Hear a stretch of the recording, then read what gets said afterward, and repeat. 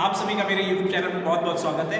आज हम action research की बात करेंगे। जैसा कि बीएड थर्ड सेमेस्टर में लखनऊ यूनिवर्सिटी से जो भी बीएड कर रहे हैं उनकी जो थर्ड सेमेस्टर में बताया गया उसमें लेसन प्लान के साथ साथ एक एक्शन रिसर्च के बारे में बताया गया। तो एक्शन रिसर्च जो होता है वो क्या होता है, उसकी फाइल कैसे बननी है, तो आज हम पार्ट 1 में उसके डिस्कशन करते हैं। तो सबसे पहले जो एक्शन रिसर्च होता है, तो इसमें एक्शन रिसर्च में क्या होता है, इसमें स्थानीय समस्याओं का अध्ययन किया जाता है। मतलब आप अगर हम टीचिंग की बात करते हैं तो उसमें हमें ये देखना है कि आपका जो टीचिंग सब्जेक्ट है उससे रिलेटेड हमें अपनी एक प्रॉब्लम देखनी है। प्रॉब्लम के बाद हमें उन सुझाव को देना है कि उसके क्या कारण हो सकते हैं जिनकी वजह से प्रॉब्लम, और हम उसको कैसे सॉल्व करते हैं। तो सबसे पहले जो एक्शन रिसर्च होता है उसका ऑब्जेक्टिव क्या होता है, तो उसका ऑब्जेक्टिव ये होता है कि मौलिक समस्याओं का अध्ययन करके नवीन तथ्यों को खोज करना, यानी कि जो प्रॉब्लम है पहले से उस प्रॉब्लम को हम किस तरह से उस प्रॉब्लम को हम एक तरह से कह सकते हैं ऐसा हम क्या करें जिससे कि जो प्रॉब्लम आ रही है उस चीज को करने में उसको हम सॉल्व कर सकें। दूसरा है विद्यालय तथा कक्षा शिक्षण के प्रणाली में सुधार एवं विकास करना। जो वहां पे जिस तरह से एजुकेशन चल रही है तो हम उससे कैसे उसमें क्या सुधार करें, जो एजुकेशन पैटर्न चल रहा है उससे थोड़ा और बेटर और बच्चों को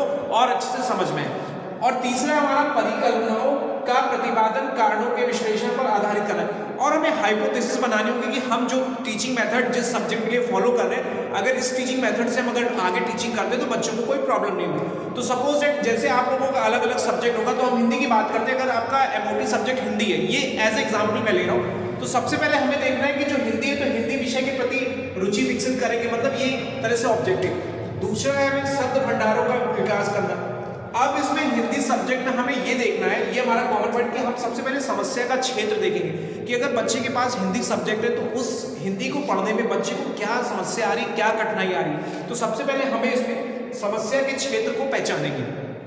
क्षेत्र पहचानने के बाद फिर हम उनका विशिष्टीकरण करेंगे। विशिष्टीकरण का मतलब है उसका हम जनरलाइजेशन करेंगे, और जनरलाइजेशन करने के बाद फिर हम उन कारणों का पता लगाएंगे जिनकी वजह से ये समस्याएं आ रही हैं।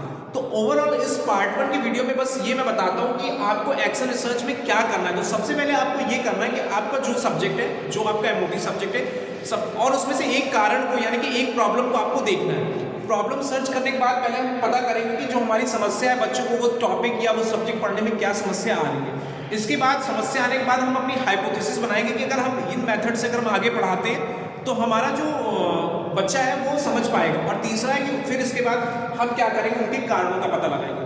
तो ये बस आपको करना क्या है कि सबसे पहले आपका जो टॉपिक है उसमें आपको एक प्रॉब्लम लेनी है। प्रॉब्लम लेने के बाद उसकी क्या रेमेडियल है, क्या हाइपोथेसिस है, और इसका क्या पैटर्न होगा, फाइल कैसे बनेगी, ये आपको मैं कल अपने नेक्स्ट वीडियो बताऊंगा। आज के लिए इतना ही, थैंक यू।